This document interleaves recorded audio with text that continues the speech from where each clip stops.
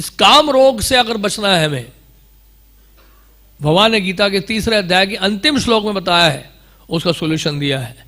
एवं बुद्धे परम बुद्ध्वा संसवया आत्मानम आत्मना जहि शत्रु महाभावो काम रूपम दुरासदम।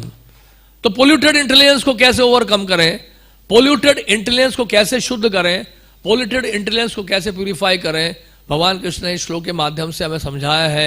इस प्रकार है महाभाव अर्जुन, अपने आप को भौतिक इंद्रियों मन तथा बुद्धि से परे जानकर, बता दिया ना इससे पहले के श्लोक में कि आप मन बुद्धि और इंद्रियों से परे हो, क्योंकि आप आत्मा हो। अर्जुन आप आत्मा हो, आप मन बुद्धि और इंद्रियों से परे हो, तो ये आपने जान लिया ना। और मन को सावधान आध्यात्मिक बुद्धि से स्थिर करके आध्यात्मिक शक्ति द्वारा इस काम रूपी दुर्जय शत्रु को जीतो। आध्यात्मिक बुद्धि के द्वारा, स्पिरिचुअल इंटेलिजेंस के द्वारा। तो एक इंटेलिजेंस है मटेरियल लेवल पर और एक इंटेलिजेंस है स्पिरिचुअल लेवल पर। तो इसी मटेरियल इंटेलिजेंस को कैसे स्पिरिचुअलाइज किया जाए, इसी मन को कैसे स्पिरिचुअलाइज किया जाए, इन्हीं इंद्रियों को कैसे स्पिरिचुअलाइज किया जाए। जब हम गुरु के साधु शास्त्र के मार्गदर्शन पर चलते हैं तो हमारा इंटेलिजेंस जो है फिर प्यूरिफाई होता है। तो स्पिरिचुअल इंटेलिजेंस प्राप्त हो रहा है, वो कैसे बात प्राप्त हो रहा है? आध्यात्मिक ज्ञान के द्वारा, स्पिरिचुअल नॉलेज, शास्त्र के द्वारा स्पिरिचुअल इंटेलिजेंस मिलता है। इसलिए इस अध्याय का जो अगला अध्याय है, 3रा अध्याय समाप्त होने के बाद जो 4था अध्याय शुरू हो रहा है, उस अध्याय का शीर्षक है दिव्य ज्ञान, ट्रांसेंडेंटल नॉलेज। तो दिव्य ज्ञान के द्वारा क्या होता है? अज्ञानता की क्षति होती है, इसी को दीक्षा कहते हैं। तो इस प्रकार अज्ञानता की क्षति होती है, देहात्मक बुद्धि से हम ऊपर उठते हैं और धीरे धीरे क्या होता है, हमारी इंद्रियां, हमारा मन, हमारी बुद्धि शुद्ध होती है। और यह सब शुद्ध होने का मतलब यह है कि यह हमारे चेतना को शुद्ध कर रहा है, हमारे चित्त को पवित्र कर रहा है, हमारे कॉन्शियसनेस को प्यूरिफाई कर रहा है। तो इसलिए आध्यात्मिक ज्ञान को प्राप्त करना बहुत जरूरी है, कहने का मतलब यह है। इसलिए 16वें अध्याय में भगवद गीता में भगवान कृष्ण क्या बोला? यह शास्त्र विधि मुत्सृज्य वर्तते कामकारतः न स सिद्धिम अवाप्नोति न सुखम न पराम गतिम। सिद्धि नहीं मिलेगी आपको, सुख नहीं मिलेगा अगर हम शास्त्रों की अवहेलना करेंगे। तो शास्त्रों का अध्ययन नहीं करेंगे, शास्त्रों का श्रवण नहीं करेंगे तो सिद्धि नहीं मिलेगी, सुख नहीं मिलेगा।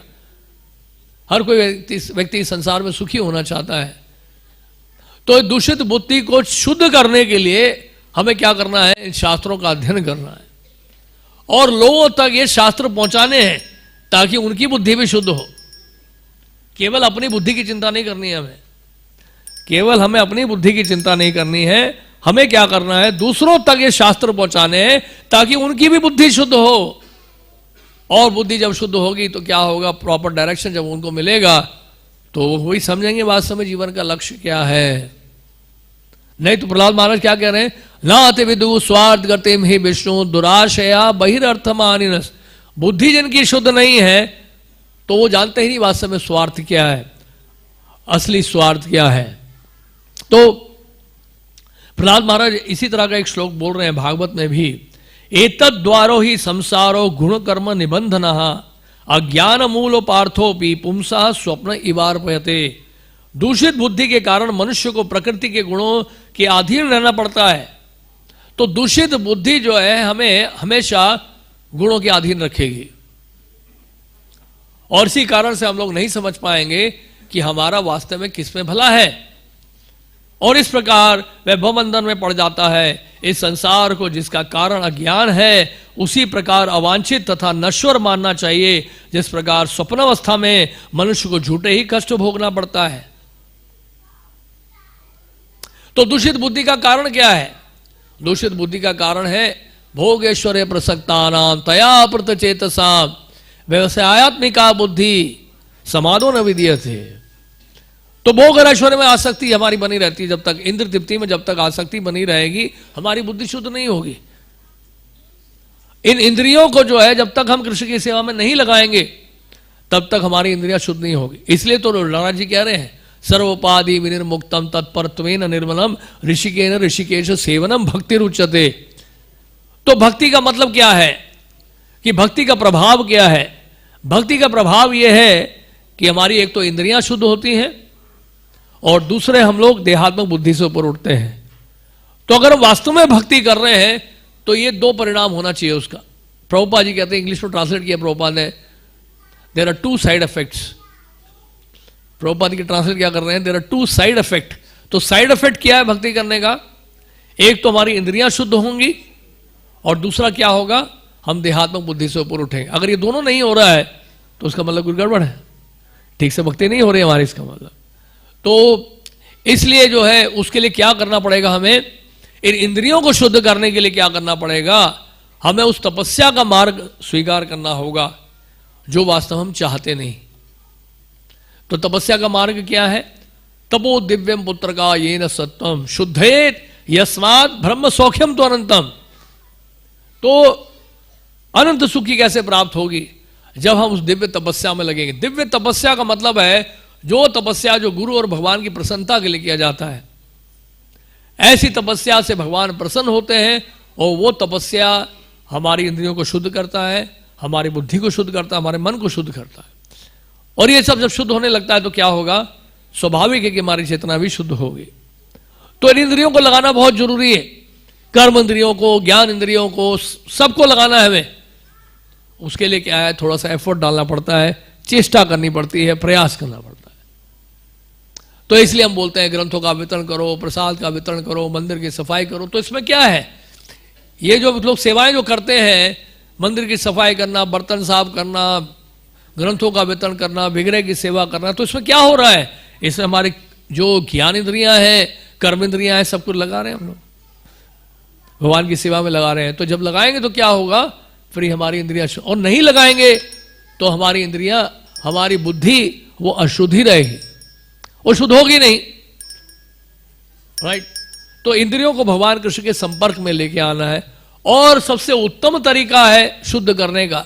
अगर जल्दी शुद्ध होना चाहते हैं, कई बार पूछते हैं भक्त लोग कि शॉर्टकट तरीका नहीं है भक्ति में आगे बढ़ने का कोई, तो शॉर्टकट तरीका यही है, शॉर्टकट तरीका है संकीर्तन। संकीर्तन के माध्यम से हमारा चित्त बहुत जल्दी शुद्ध होता है।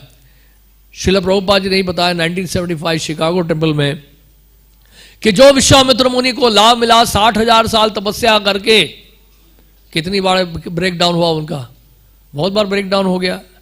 पहले मेनका से हुआ ब्रेक डाउन, रंभा से, हाँ, तो इस तरह से ब्रेक डाउन हो गया, 2 बार ब्रेक डाउन हो गया, और फिर भी वो प्रयास में लगे रहे, तब जाके वो ब्रह्म ऋषि का प्राप्त किया। 60,000 साल तपस्या।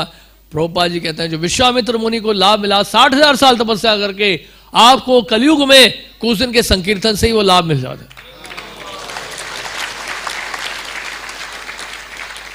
अदरवाइज वेरी वेरी डिफिकल्ट, बहुत कठिन है, बहुत डिफिकल्ट है। हिरण्यकश्यप ने भी बहुत कठोर तपस्या की, लेकिन चित्त शुद्ध नहीं हुआ, उसकी इंद्रियां शुद्ध नहीं हुई। आप समझ रहे हैं हिरण्यकश्यप ने कैसे तपस्या की? आप पढ़िए भागवत में 7वें स्कंद में, वो तपस्या तो हम कर भी नहीं सकते हैं। हम महीने में 2 बार शायद निर्जल रख लेते हैं, कई भक्त लोग रखते हैं, लेकिन 36,000 साल कौन निर्जल रखेगा? 36,000 100 दिव्य वर्ष तक हिरण्यकश्यप ने तपस्या की, 36,000 ईयर्स।